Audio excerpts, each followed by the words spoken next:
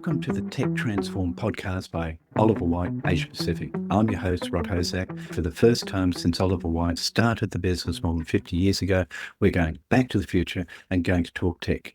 With a wealth of experience in melding technology with business processes, I'm excited to face up to the challenge we're all going to have. How do we leverage the tools and data we have now to capitalize on what's coming at us without ending up with an assortment of uncoordinated tools and data sets being used to arrive at many different perspectives? After all, the goal in business should still be for everyone to be working to the same destination and set of plans. We want to be with you on the journey, and as we learn, we want to share and help you navigate through this era where tech integration is not just a nice to have, but is going to be essential for maintaining competitiveness and relevance. Our mission is clear: to provide you with actionable insights and strategies that will keep you ahead in this dynamic tech environment. We've lined up a number of experts in planning systems and data management who are in the trenches now to give you a hands-on perspective. We will explore transformative insights from the last 30 to 50 years and peer into the future of tech in business planning. So be prepared to be inspired and equipped to face the changing tide of technology. So let's tech transform with Oliver Wight, navigating today, shaping tomorrow, and giving your career a head start by staying ahead of the tech curve. Before we speak with Rich Wagner, let's go over to our Something New section with Olga Papageorgiou. What have you got for us today, Olga? Hi, Rod. Great to be back. Another episode and another AI model release we can discuss. Recently, Anthropic released the Claude 3.7 Sonnet hybrid reasoning model. This model is unique as it combines symbolic reasoning with neural network-based techniques. Symbolic reasoning uses explicit rules and logic, while neural networks excel at pattern recognition and learning from data to solve problems in AI models. With this hybrid approach, Claude 3.7 Sonnet had the capability to handle a wider range of tasks more effectively than predecessor models. This approach is causing a stir because it's a shift from traditional AI development. Instead of using separate models for different types of tasks, it's integrating reasoning as a core capability within a single model, making it much more versatile. This model has improved logical structuring, contextual memory retention, and fact-based deduction. It also offers an extended thinking mode, allowing for deeper analysis when required. From a business context, this development is probably going to be very exciting, as the symbolic reasoning element could allow for unique business rules to be embedded in models and ensure recommendations are customized to the organization's policies, capabilities, and regulatory environment. Anthropic reinstated its vision for Claude's future capabilities. They aim for Claude to be an expert collaborator by late 2025, and a problem-solving innovator that can solve novel, complex problems by 2027. In summary, we see that we have a powerful model that could rapidly increase the adoption of enterprise AI solutions. So as always, I'm keen to hear what our listeners think. Is your AI roadmap considering such a shift from AI being a collaborator to a problem-solving innovator? Do you believe Anthropic can achieve its vision? To learn more about this technology, you can visit the Anthropic website, and I look forward to sharing more news in the next episode. Thank you for that. It never ceases to amaze me how fast this is going and the new things coming at us all the time. Challenges, of course, to make sense of it and how that might apply to us. Let's cross over to Rich Wagner. Rich Wagner is the field CTO at Board and a visionary leader in the field of predictive analytics. For today's topic, realizing the value of big data and AI to give sensible and valid predictions. Rich has over a decade of experience in business analysis, manufacturing, process improvement, and the data-driven strategies that shape successful enterprise. As the founder and CEO of Prevedere, he pioneered an analytics platform that revolutionized forecasting by integrating external factors such as market dynamics and consumer behavior into traditional models. Now at Board, he continues his mission of empowering companies with data insights, helping them anticipate business trends and make strategic, future-ready decisions. Rich's expertise in leveraging macroeconomic factors and AI-driven predictive modeling has earned him recognition in the industry, including awards like cool vendor in information innovation by Gartner. Tune in as Rich shares his insights on transforming businesses through better forecasting, predictive planning, and smarter decision making. Rich, welcome to today's episode of Tech Transform. I'm thrilled to have you join us in this podcast. Are you ready for some questions? Yes, sure. Thanks for having me. Oh, it's a pleasure. So, Rich, in our preparation discussion, you mentioned that your journey began with recognizing the gap in traditional forecasting methods, especially when it comes to incorporating external data and moving from a historical view to being more forward-looking. How did you initially identify the need for external drivers in forecasting, and what impact did it have on your business strategy? Yeah, so I was actually working for a large Fortune 500 global manufacturer where I was leading IT for several years.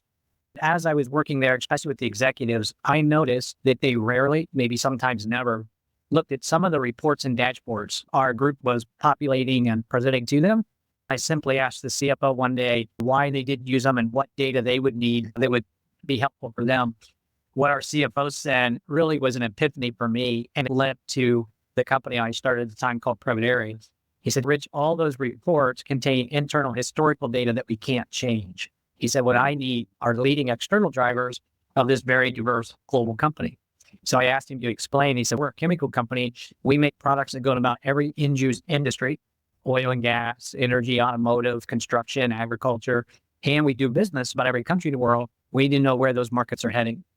To me, that was the epiphany. That was where I thought data and technology was going to move toward, going from internal historical data only into data, no matter where it lived, inside or outside your four walls, and moving from reactive data and decision-making to predictive or proactive. So I started researching, as any good IT person, a tool to help us identify and leverage external drivers. And that's where I came across some very smart people that had some methodology, but I realized there was no solution to do it. And we built a company called Prevedere at that time. Actually, if I summarize it, one, there are probably reports and time being consumed in data that's information that companies aren't using.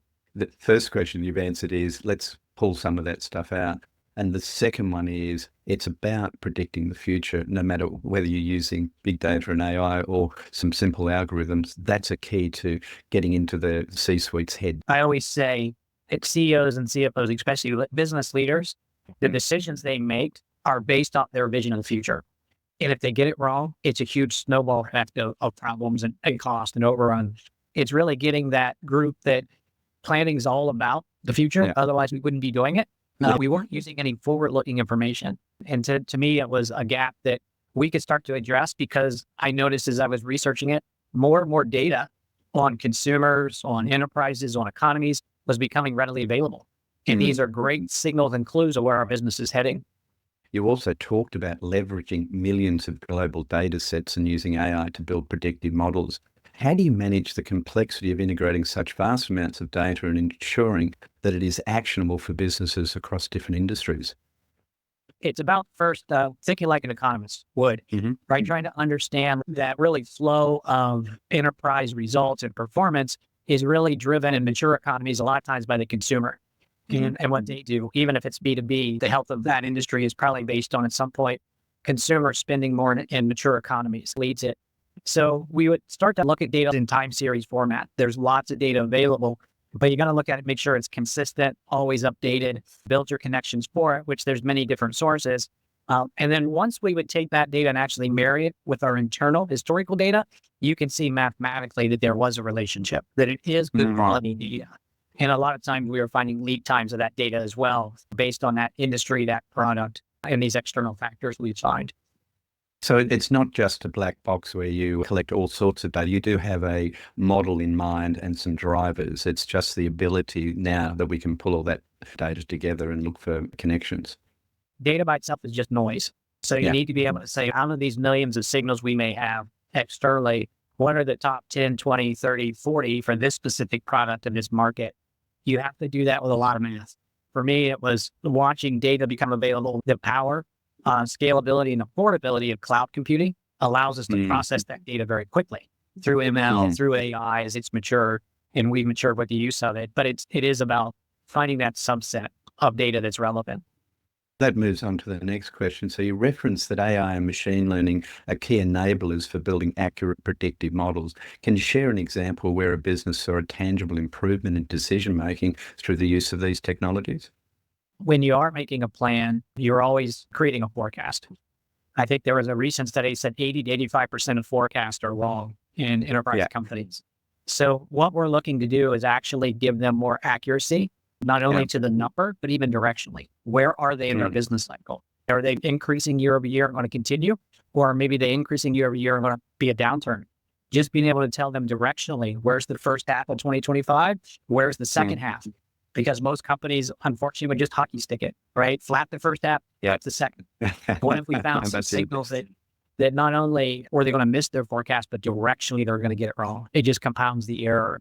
So we're about getting that reduction in forecast error. An example, we've seen large specialty chemical companies that can be off by as much as 50% in their forecast. We'll typically cut that error if it's not better. But we've had customers that were just 3 to 4% off that came to us.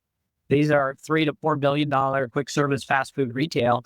And you think, $3 to 4% is not that bad. But when you're $3 billion, that's $90 million a year. So we were able to incorporate external, local factors, regional factors. They're at 1% or less now. So they reduced error by 1%.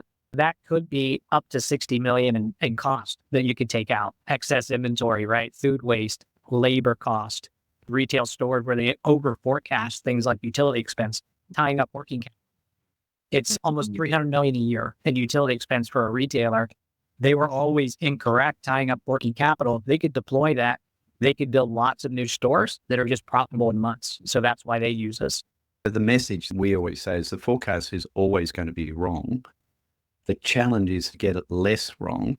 The example of 50% to halving that error is worth millions. That's the connection we're making. That's brilliant. In your experience, many businesses are hesitant to adopt predictive analytics because of the perceived complexity and the black box nature of AI. What steps do you take to help clients trust and adopt these models, particularly when they're used to more manual or traditional forecasting methods?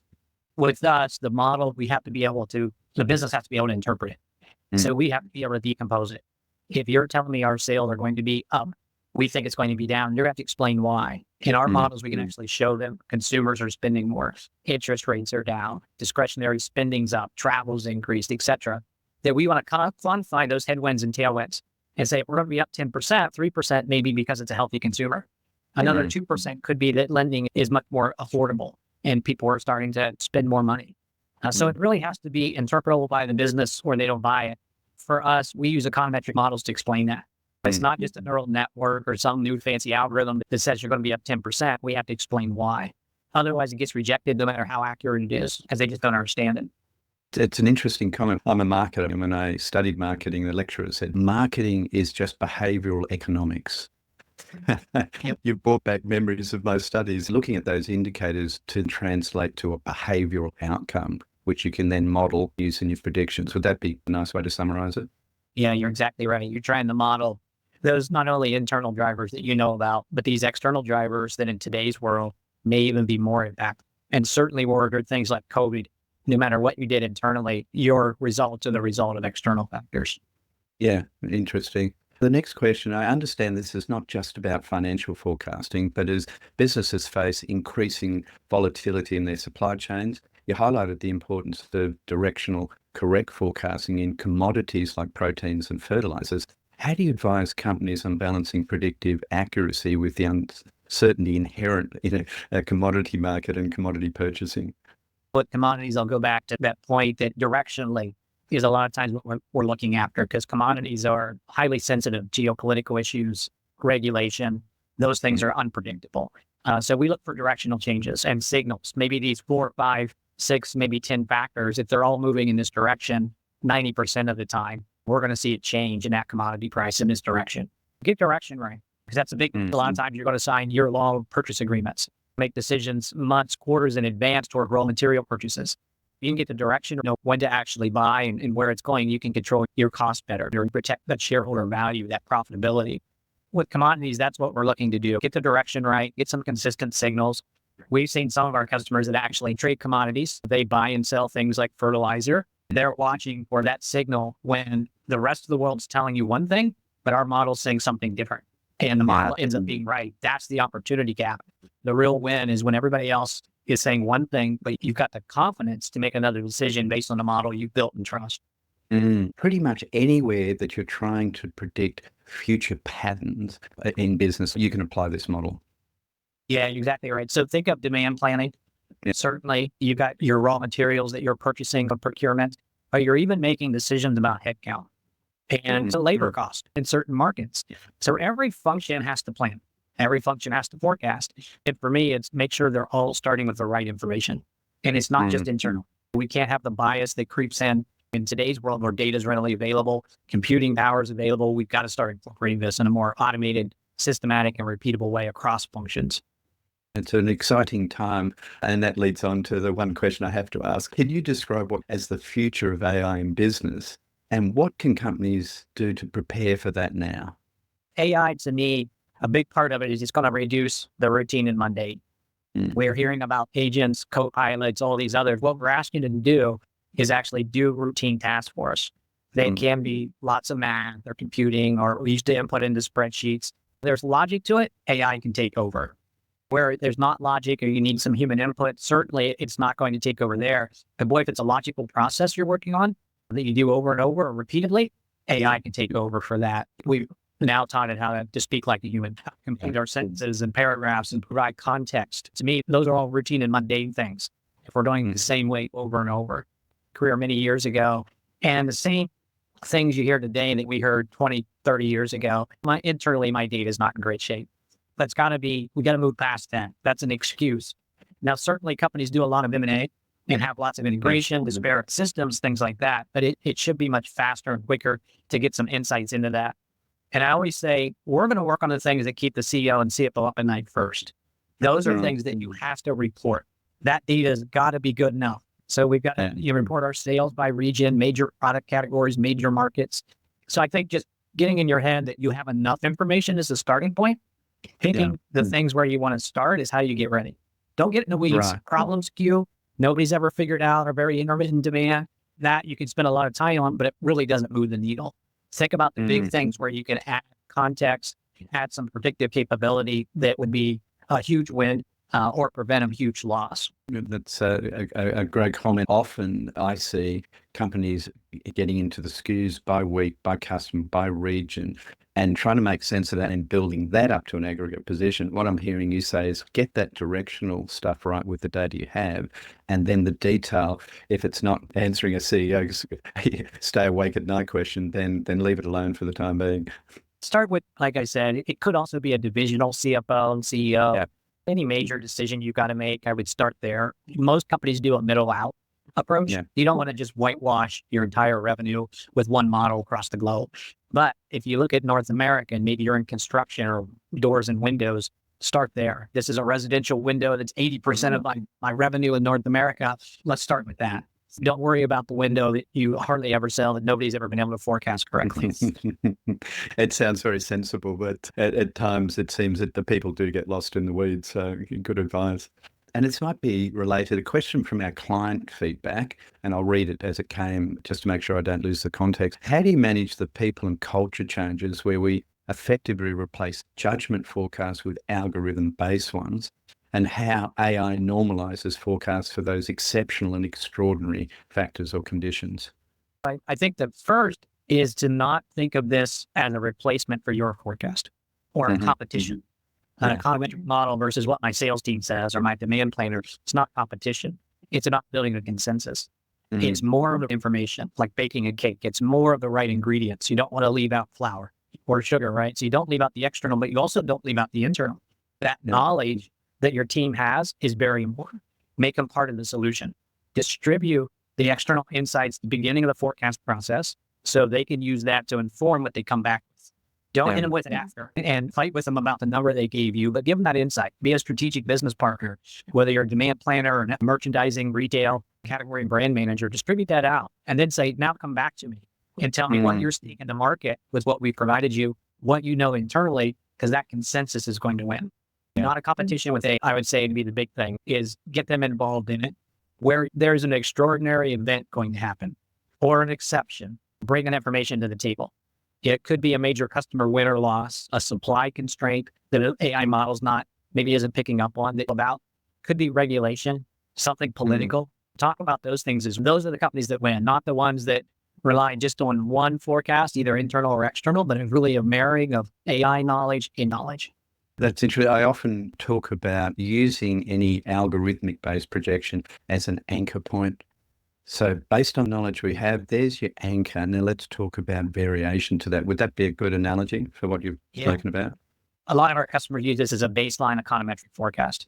The second place they use it, though, is guardrails throughout the year, because things change daily, weekly, monthly. When they go out and ask their business for an update, maybe each month, used to be each quarter, the 9 and 3, 6 and 6s. I think most people are doing more of a continuous planning cycle, that at least monthly, they're saying, hey, what's changed externally? What's changed internally? So it's guardrails. If you're still saying you're going to be up by a significant amount, but the model just changed and it's really saw some headwinds, then have that discussion. So baseline econometric model, your starting point, certainly, but also guardrails throughout the year. That's fabulous. I'm going to conclude there. If anyone wants to contact you, what's the best way to contact you for more information? Yeah, rwagner@board.com, certainly. And then our regional team members from board, if you want to reach out to them, they'll be able to help you as well. Okay, that's brilliant. I've really enjoyed that, and I'm looking forward to working with you and working with the solution in board. We've got a lot of great companies using this already. A big opportunity with board being international to introduce this all around the world to some great customers. So I look forward to working with the clients that you've helped along the way and new ones that we get together. Well, that's great. I appreciate it, Rod. And Thanks, thank Rich. you. Bye. Take care. Thank you for joining this insightful episode of Tech Transform. Today, Rich Wagner highlighted the transformative power of leveraging our ability to collate massive external data sets and use that for directional forecasting. As Rich mentioned, if the error in our projections can be halved, that has to be worth millions of dollars to companies. So this is not just a theoretical exercise, but one that could release huge value trapped in traditional approaches to planning and forecasting. His expertise shed light on the future of planning and how organizations can leverage AI and advanced analytics to stay ahead in this rapidly changing landscape. Join us in our next episode as we continue to explore innovative tech strategies with another industry leader. Don't forget to subscribe, and let's keep transforming together with Oliver Wight. Let me know if you'd like any adjustments or additional content. If you'd like to talk to us about how we can help your business with tech transformation, contact us at information@oliverwight.com or go to our website at www.oliverwhiteasiapacific.com. So let's tech transform with Oliver Wight, navigating today, shaping tomorrow, giving your career a head start by staying ahead of the tech curve. See you next time.